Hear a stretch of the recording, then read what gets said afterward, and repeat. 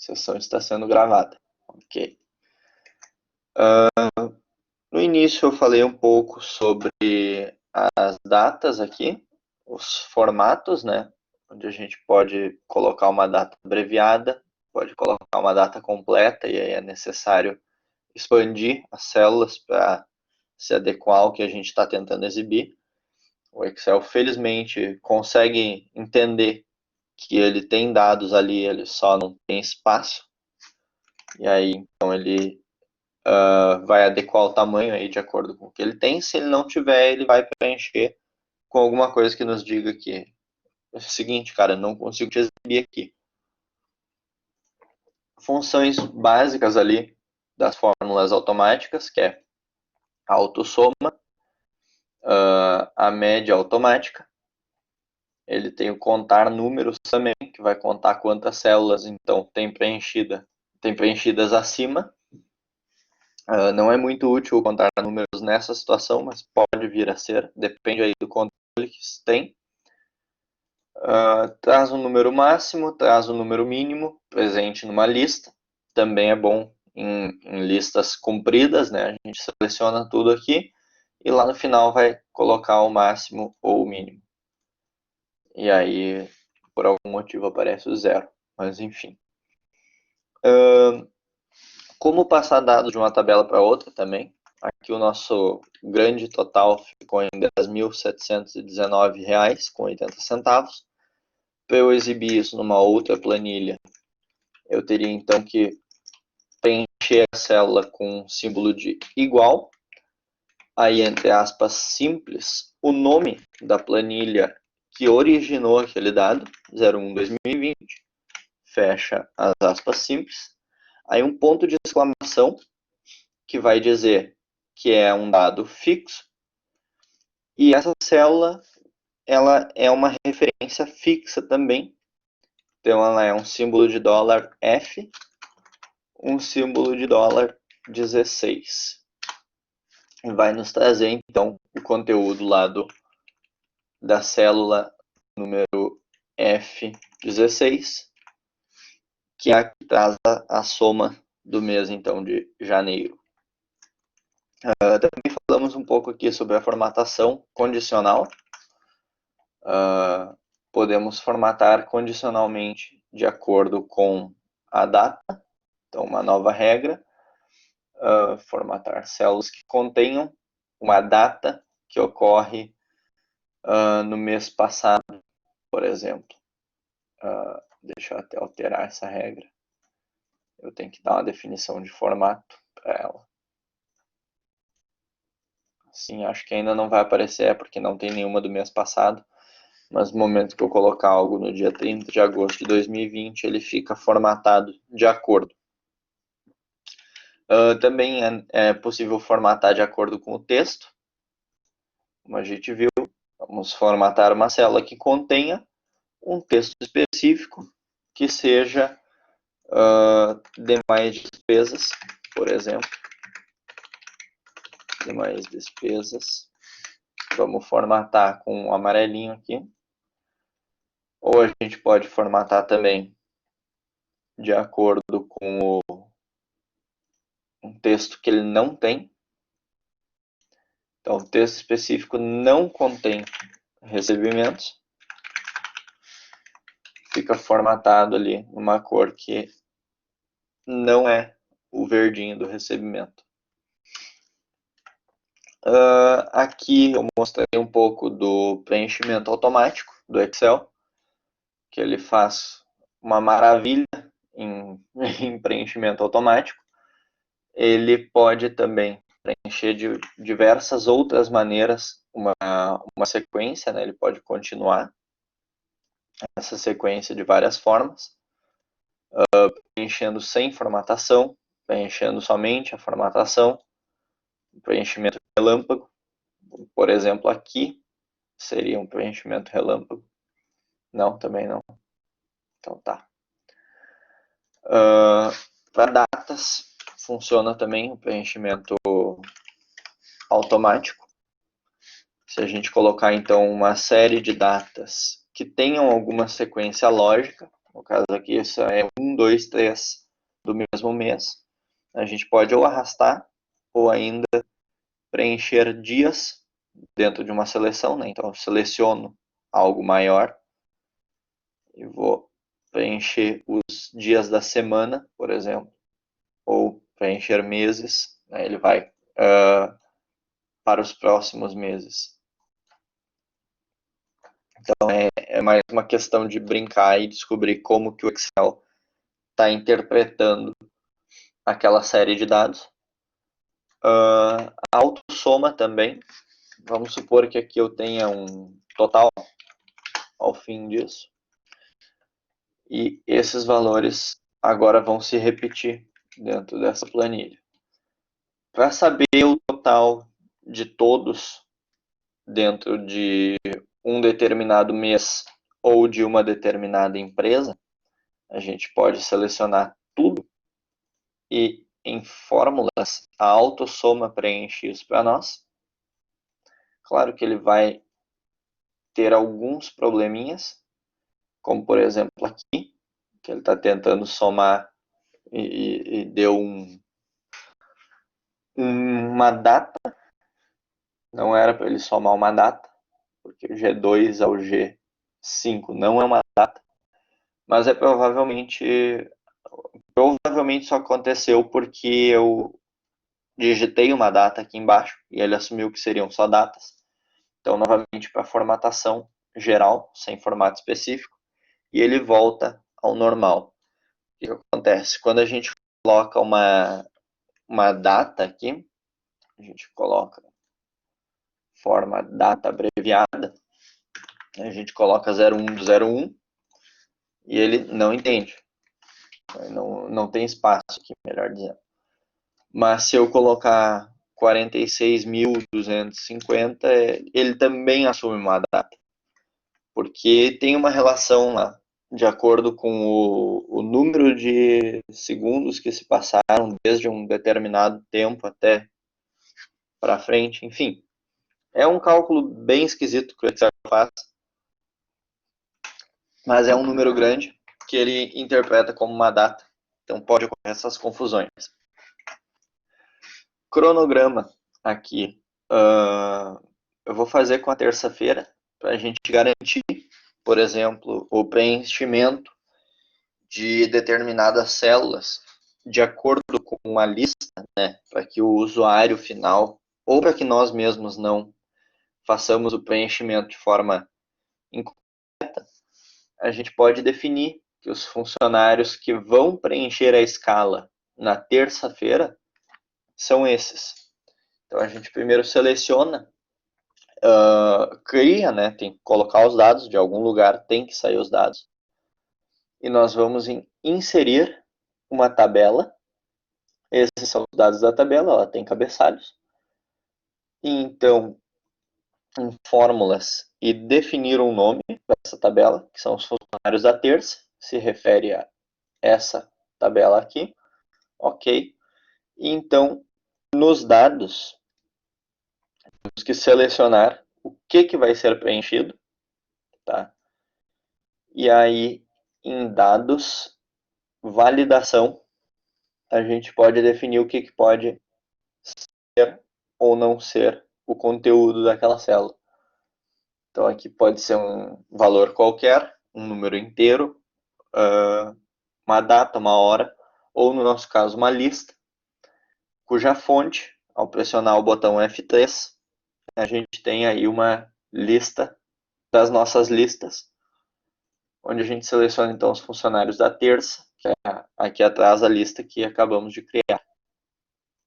E ok.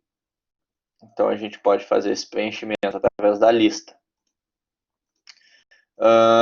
Outra coisa que abordamos aqui foi os dados das vendas. E eu acho que é mais ou menos agora que eu vou repassar, melhor dizendo, a tabela dinâmica.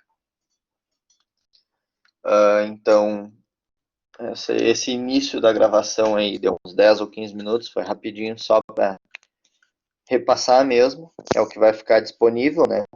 Não comecei a gravação mais cedo. Mas enfim, como é que estamos, pessoal? Maioria de volta já? Beleza.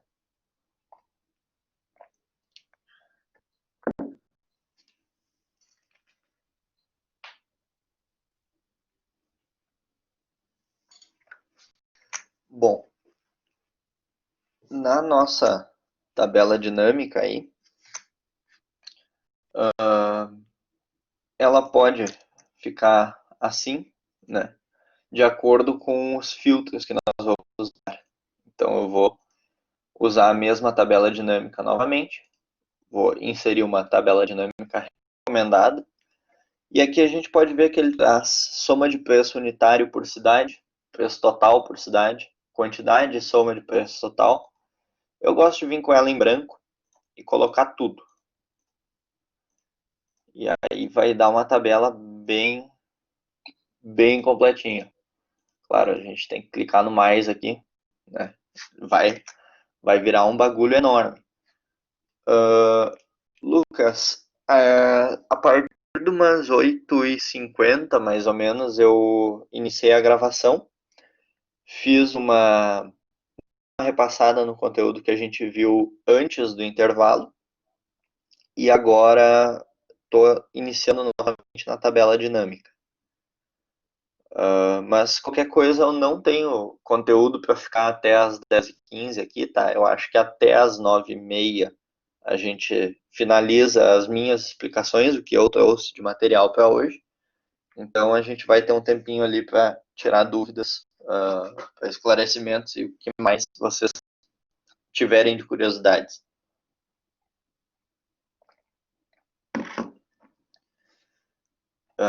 Espero que não tenha cortado muito durante a gravação, mas eu acho que não. E então, novamente, a tabela dinâmica ela necessita de uma fonte. No nosso caso aqui é essa planilha dos dados de vendas.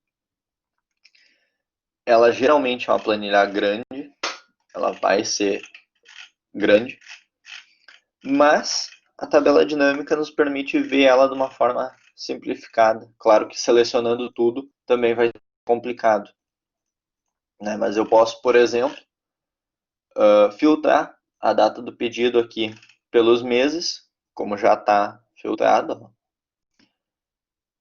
E aí, cidade e categoria, por exemplo. Não vou nem botar categoria, mas vou colocar o preço unitário e o preço total do que foi vendido. É uma forma de exibir muitos dados de uma forma um pouco mais simples. Então, a data do pedido eu vou botar, por exemplo,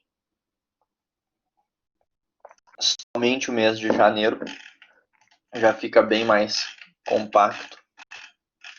Ó, não vai ocupar toda a nossa tela. E como o próprio nome diz, é uma tabela dinâmica.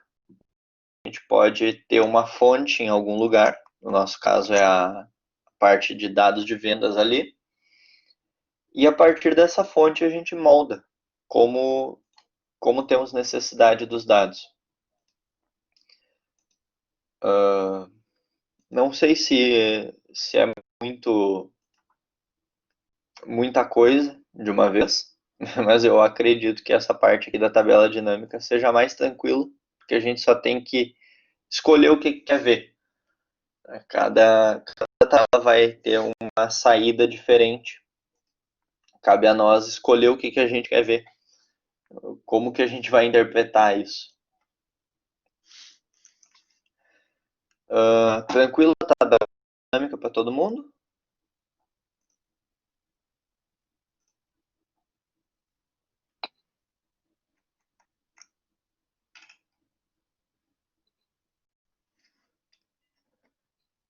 Beleza. O próximo é o temido PROC-V. Tem muita gente que não gosta dessa fórmula, Eu particularmente não uso muito PROC-V, mas ele existe. Então, aqui, o que eu fiz? Um formulário de pedido.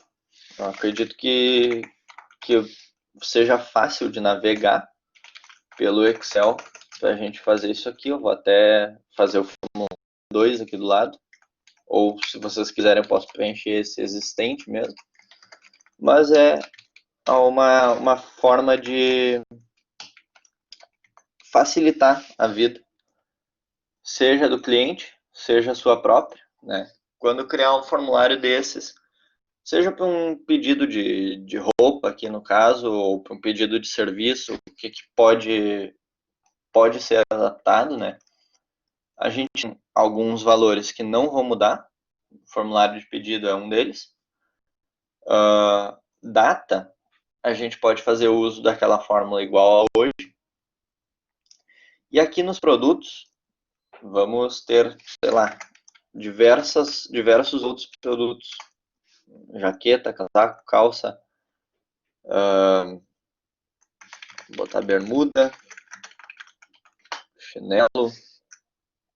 E com R$ 50 uma jaqueta tá meio barato. Vamos melhorar um pouco isso aqui. E tem que ter faturamento também, né? Aí um chinelo. O chinelo é 20 pila. Se for mais de 20 pila, daí não tem como, né? Então, o cliente vai fazer um pedido, ou às vezes a gente vai fazer um pedido para uma loja que vai fornecer roupa, né? E aqui a gente pode usar o mesmo princípio que foi usado antes, de preencher com base numa lista. Então aqui temos uma tabela bem simples, obviamente, que é o complemento do pedido, né? Onde tem essa lista aqui, que a gente pode inserir ela como uma tabela. Havaianas, R$ 40? Não pode ser. Espera aí que eu vou procurar o preço da Havaianas. Não pode ser, cara. O Havaianas do Harry Potter tá 28 pila. É esse mesmo que vai. É o que tem pra hoje. 30 tudo bem. Meu Deus. Bom, faz tempo que eu não compro chinelo, né?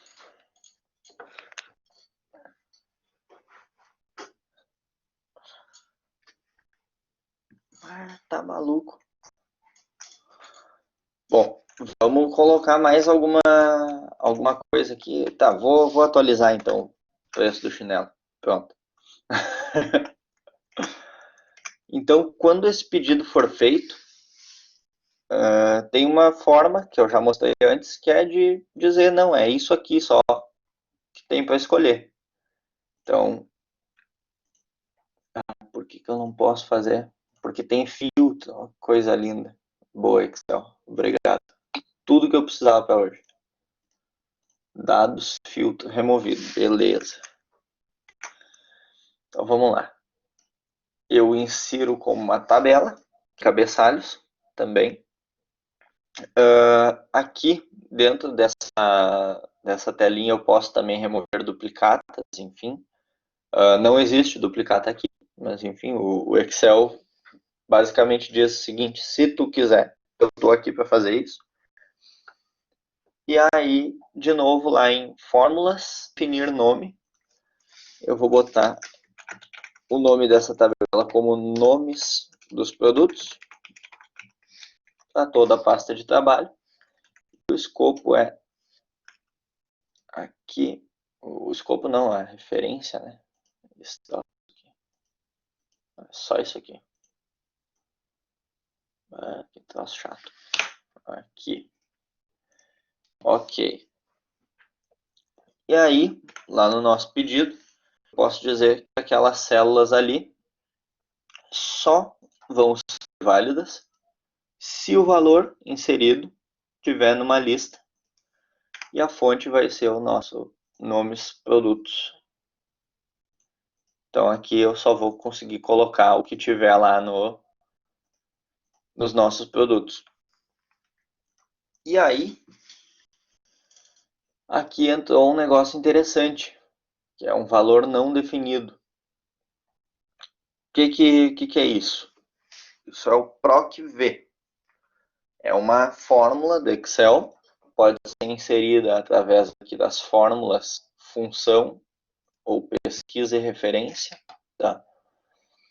No pesquisa e referência, se a gente passar o mouse ali por cima do PROC-V, ele é uma fórmula que vai procurar um valor na primeira coluna à esquerda de uma tabela e retorna um valor na mesma linha de uma coluna especificada. Então, como padrão, a tabela deve estar classificada em ordem crescente. Então, é uma função que recebe um valor, tá? Vai ser o valor procurado. No nosso caso, a gente quer procurar o chinelo e vai retornar o preço desse chinelo. Só que para isso, a nossa tabela aqui tem que estar definida. Ela tem que funcionar. Então, isso aqui tudo vai ser o complemento pedido com o escopo ali, tá bom? Já deve até ter funcionado lá. Não. Tá. Isso aqui certo. Ok. Fórmulas, gerenciador de nomes. Uhum.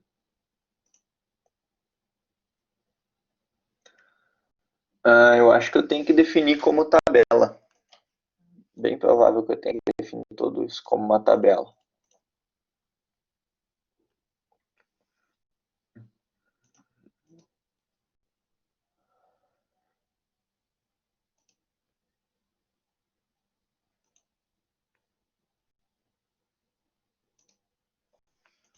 Bah, agora eu que falhei. Bom, como acontece normalmente, vamos procurar no Google. Ele deve faltar só algum passinho como no anterior, de definir como uma lista ou algo do tipo. Que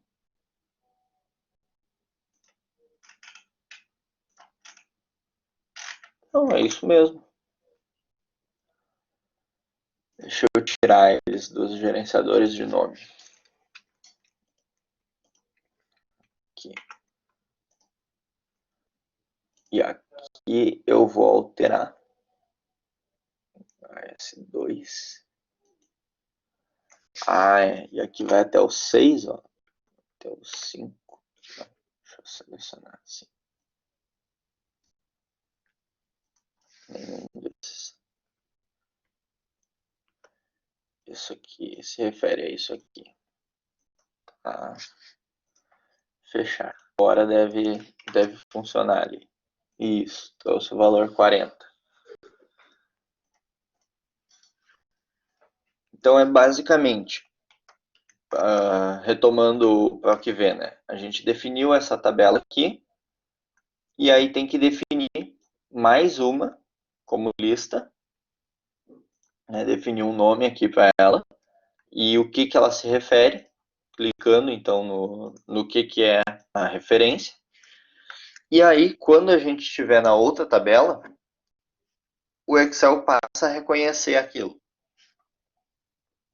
Então, a fórmula que a gente vai ter que entrar aqui é igual ao PROC-V, abre parênteses, o valor procurado. O Excel deixa clicar na célula para demonstrar o que a gente quer.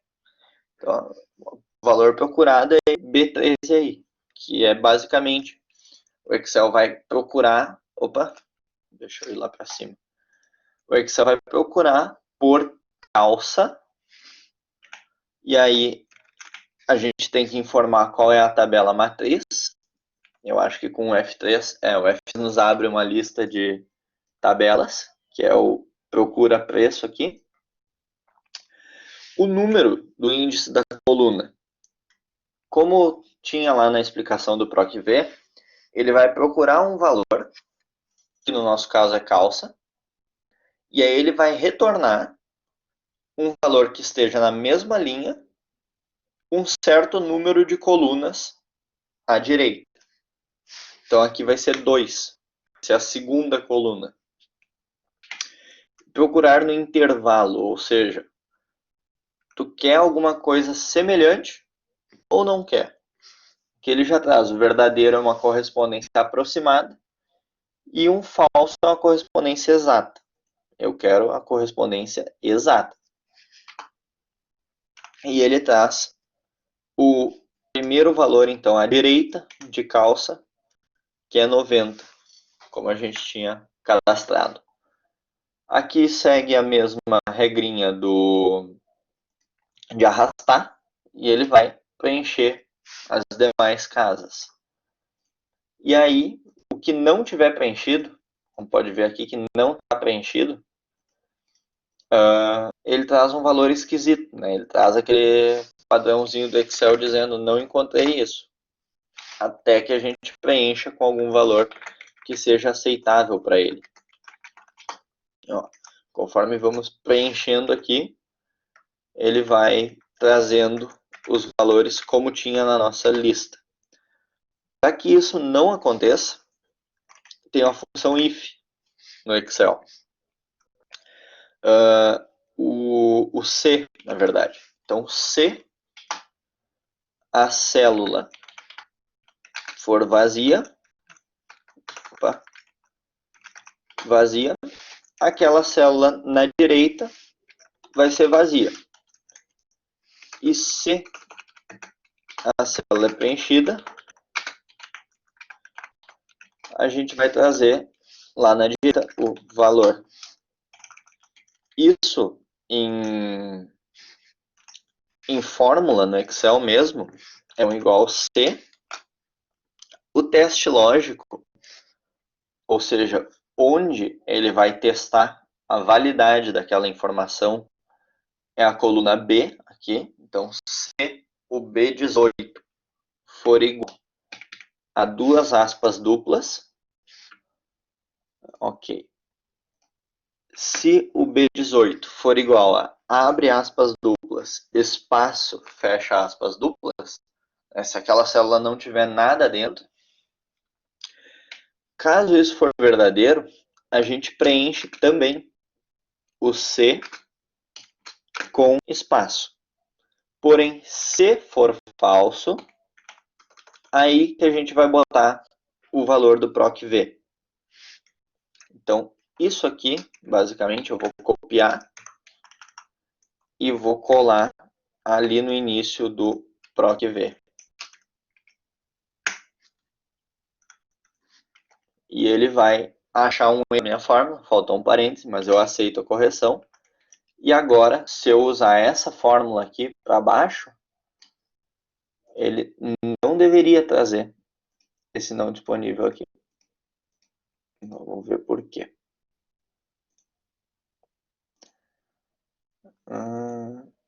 Mas é a mesma coisa.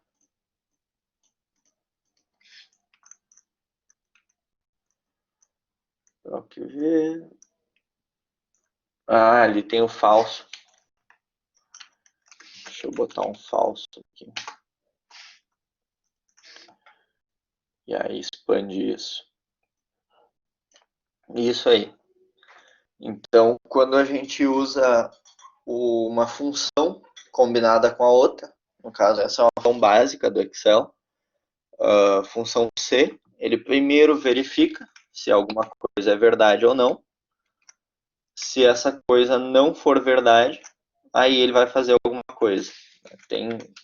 E o Excel já vai trazer direto, né, a dica ali para o que fazer. Lógico, do valor se verdadeiro, valor se falso. Também, na questão aí de fórmulas, apesar de não ser uma fórmula, a gente pode dizer que uma célula é igual a alguma outra coisa. Tranquilo, Bruno. Ele mandou no privado.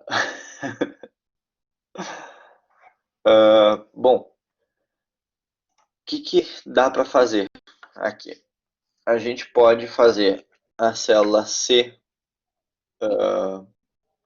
no caso, mais a célula D12, daria 52, apesar de isso não fazer sentido nenhum. Né? O sentido é que a gente possa multiplicar esses valores, então seriam 12 vezes o preço de alguma coisa. E o Excel aceita isso também, ele aceita uma multiplicação, assim como se eu botar aqui um valor 30, e é óbvio que não é a forma de calcular um total, mas se eu colocar essa célula aqui, um símbolo de dividido, e essa célula aqui, ele faz o cálculo normalmente. Tá? O mesmo que foi aplicado aqui no produto serve para quem vai receber isso. Tá? É um pouquinho mais complicado de fazer se tu vai dividir isso aqui em várias células mescladas. Tem isso também. A gente pode formatar elas como uma célula só, mescladas assim. Ó. Então, quando a gente preenche, fica somente uma célula. Tem como fazer essa parte aqui, mostrar todos os dados do consumidor. Só que aí eu teria que ter um enviar para, e aqui o nome do cliente, e uma tabela à parte, que seria os dados do cliente, onde teria aqui o cliente fulano e o endereço dele, por exemplo. É um pouco mais trabalhoso de fazer, porque aí teria que criar diversas fórmulas para que quando esse cliente fosse colocado ali, o endereço dele fosse trazido automaticamente. Mas funciona, o Excel aceita. Tem gente que cria sistema de gestão em Excel e funciona. Então é só uma questão mesmo de ir atrás, de dar uma fuçada ali no Excel, ver o que a gente consegue fazer. Eu tinha mais alguma coisa para falar. Acho que ainda na parte de fórmulas. Sim, tem várias fórmulas do Excel já criadas, né? A gente pode ver aqui o número de fórmulas que tem, que vai procurar um valor a partir de um intervalo ou de uma matriz. O PROC-H ele vai procurar na linha superior, PROC-X vai procurar na matriz também. Transpor vai converter um intervalo vertical em intervalo horizontal, sabe? É um monte de coisas que o Excel pode fazer para nos agilizar. É só questão de tenho esse problema aqui para resolver, quais funções eu posso usar? Muita de lógica também. Então, o C, principalmente, que aqui eu posso colocar um C, o teste lógico 15 igual, opa, espaço, opa, aqui, esse é o teste lógico, então se for verdadeiro, esse valor aqui vai ser um espaço também, e se for falso, esse valor aqui vai ser, abrir um parênteses, ele vai ser o próprio C15 vezes o D15. Então ele vai trazer um zero aqui, ele não vai trazer nada. É um monte de pequenas coisas que a gente pode ir acrescentando nos nossos conhecimentos de Excel, né? Mais uma questão de ir atrás. Eu vou fechar essa apresentação aqui e abrir uma outra que tem mais uma função que eu acho sensacional, que permite que eu imprima todas as minhas pastas de trabalho do Excel em um clique só. Então deixa eu baixar aqui, eu coloquei no meu Drive. Vamos compartilhar aqui. Área de trabalho. Tela inteira, beleza.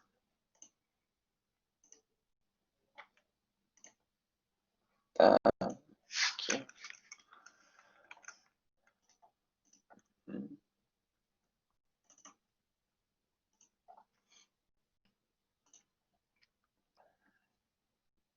Agora eu já posso compartilhar só o aplicativo. Aí. Acredito que vocês conseguem ver. Em alguns segundos, quando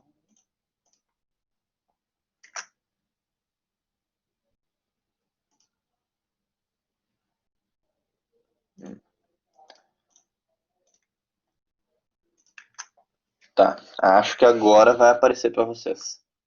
Isso, foi.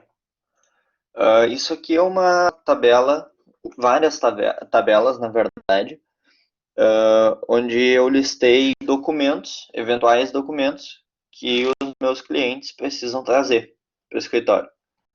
E como vocês podem ver, tem diversas tabelas aqui, e é uma mão imprimir tudo isso manualmente, porque quando eu for imprimir para o meu cliente, eu quero que visualize essa parte aqui.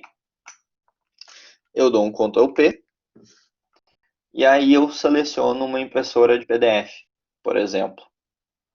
Deixa eu adicionar aqui uma impressora. Nem vai ter a impressora de PDF. Mas enfim, para contornar isso, eu criei uma macro. Talvez vocês devem saber um pouquinho de macro, mas eu posso gravar uma macro, por exemplo, com Ctrl Z, não, Ctrl Z é muito importante, um Ctrl G nessa pasta de trabalho, tá? E essa macro vai fazer tudo que eu fizer a partir de agora. Ó, ele tá gravando aqui. Deixa eu ver. Tá gravando. Então vamos supor que eu queira voltar 3 planilhas. Voltei as 3 ali. Vou lá na minha macro e paro a gravação. E aí a macro 1 tá aqui. Essa que eu acabei de gravar. Posso executar ela e pode ver que eu voltei 3 planilhas. Vou executar de novo e voltei mais 3 planilhas. Gravar macro geralmente é para fazer alguma coisa mais importante. Essa aqui que eu tenho, por exemplo, exporta para PDF. Tudo que tem aberto. Ele não tem impressora de PDF aqui. Deixa eu baixar uma.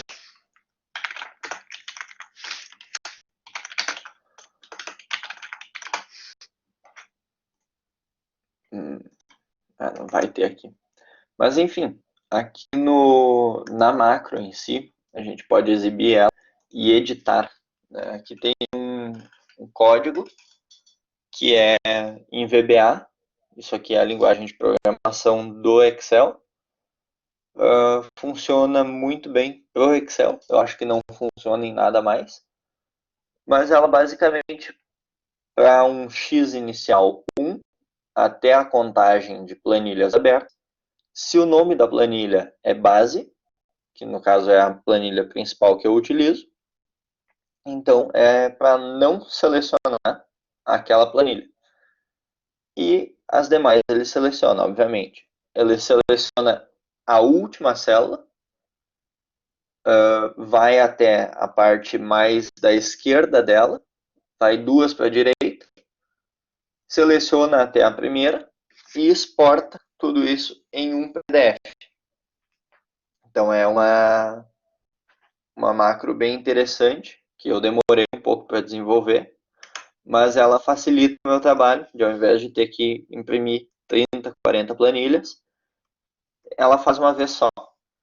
E aí é importante saber também que existe, caso se trabalhe com um grande volume de planilhas, existe a possibilidade de criar uma configuração uma vez, e aí a cada vez que tu entra na planilha, tu aperta um atalho e ele faz exatamente o que tu gravou na última vez. Claro, também pode ser adicionado relatório e demais pequenas ações assim na macro que é possível fazer através de código, só aí requer que a pessoa seja um pouquinho mais envolvida em fuçar mesmo, porque senão a gente acaba não descobrindo que esse tipo de coisa existe. Então, eu já estou começando a ficar sem voz.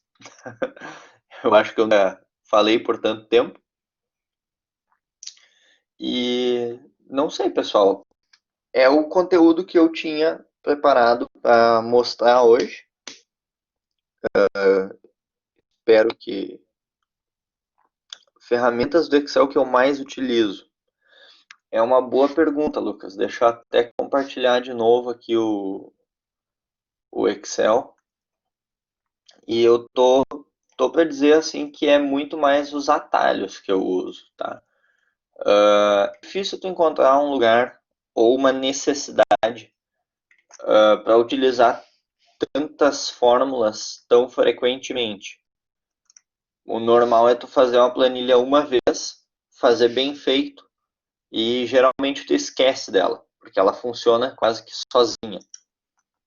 Então, do Excel que eu mais uso hoje é o preenchimento automático, e aí é só dados, datas, aliás, desculpe. Eu uso muito Ctrl, ponto e vírgula. A questão da lista ali é muito interessante também, porque se tu for trabalhar aqui com coisas parecidas, por exemplo, pagamento luz, quando eu começo a digitar ele já vai trazer. Só que às vezes o início do preenchimento da tua célula vai ser, por exemplo, deixa eu aumentar aqui. O início pode ser parcelamento, INSS 2020, e daí vem o número do parcelamento. Então é muita coisa que tu tem que digitar até ele sugerir alguma coisa. Para isso a gente usa bastante lista, que aí é como eu mostrei aqui, né? Tem uma combo box, uma caixinha para tu selecionar e tu escolhe dali. Né? Isso agiliza o preenchimento, evita erro, porque se eu preencher manualmente aqui, Henrique, e esquecer o E, por exemplo, ele não vai me deixar. Enquanto que aqui, onde não tem uma verificação, eu posso acabar preenchendo assim.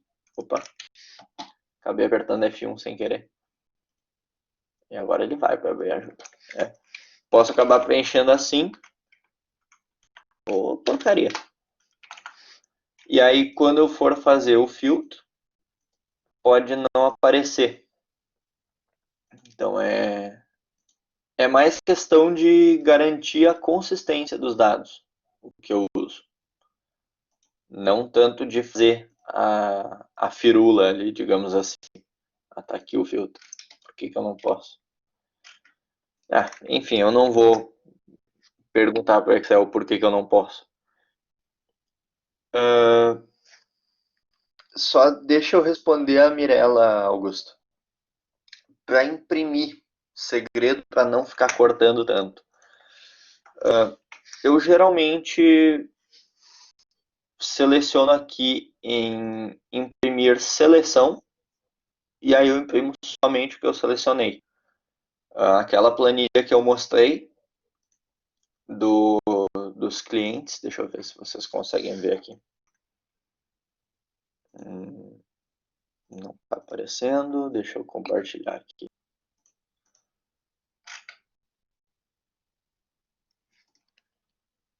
Compartilhar, tá. Não está aparecendo, mas enfim, aquela que eu mostrei aqui Export em PDF, né? Eu já fiz ela numa largura adequada, digamos assim. pode ver que tem uma linha fininha aqui. Essa linha delimita a área de impressão. Então, eu recomendo não colocar informações nessas células adjacentes. A gente pode mover isso uma célula para o lado. E aí, essas duas células mais próximas, a gente deixa fininha. Agora até passou um pouco. Mas enfim, é fazer com que a divisão fique num lugar onde não vai causar problemas. Essa é a minha orientação para não cortar tanto.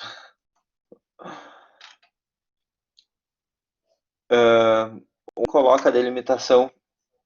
Olha, é automático do Excel. Para mim aparece aqui, porque está selecionado para imprimir em retrato, né? Se eu colocar como paisagem, já vai ver que ela muda para cá, ó. Então, depende muito do que tu vai querer imprimir. Né? É uma coisa mais de ver o que vai ser impresso na hora e tentar dar aquela corrigida. Deixa eu abrir aqui. Imprimir a seleção é muito bom. Tá? Eu gosto de imprimir a seleção porque geralmente eu não quero que seja impressa a planilha toda. E aí eu sei, fica esquisito, fica essas coisas aqui. Tu pode imprimir a planilha ativa, que aí vai imprimir só o que tu tem aberto, mas vai ficar desse jeito aí. Para não ficar, infelizmente, só com a seleção. E aí, claro, um pouco de margem, enfim, como tu vai fazer o Excel respeitar uma margem ali. Isso depende também da impressora, né? Às vezes tu quer imprimir em A3, depende do tamanho da impressora que tem, que pode imprimir uma tabela um pouco maior, mesmo não sendo comum. Quanto à atividade, Patrícia, eu não sei também, tá? Eu acredito que eu vá receber um link, ou talvez o Bruno, talvez vocês recebam, não sei onde onde vai ter essa gravação, tá?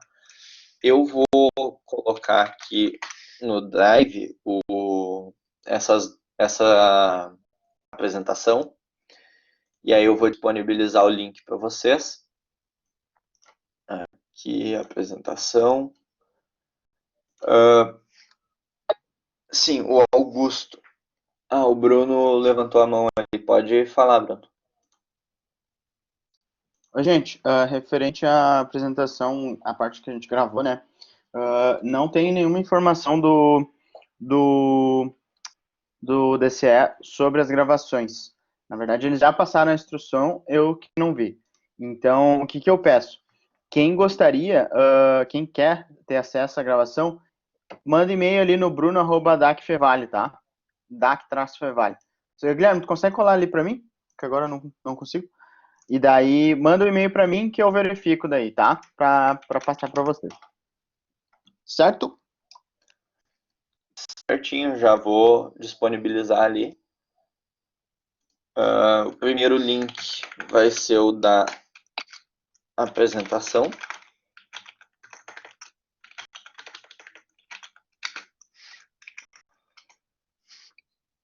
Aqui. Aí tem o e-mail do Bruno.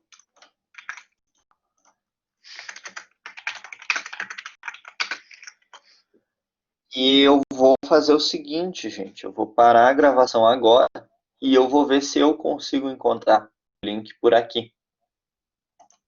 Que talvez ele pare a gravação e apareça, né? Respondendo ao Augusto ali em cima, meu nome é Guilherme, tenho 22 anos, eu estou cursando Ciência da Computação, trabalho com contabilidade, trabalho no escritório de contabilidade, e foi através de lá que eu conheci muito, até deixar o meu LinkedIn aqui, se alguém quiser ir lá e dar o joinha nas minhas habilidades com Excel. Se não quiser também não. E deixa eu ver aqui. Sim, faço estrutura de dados. Quer dizer, eu estou matriculado, né? Agora, fazer é uma palavra forte aí. Eu vi alguns nomes conhecidos aqui. Sim, estou cursando estrutura de dados, mas eu acho que semana passada. Não, semana passada foi a prova. Na anterior e mais uma aí que eu fui, dei aquela olhada. É.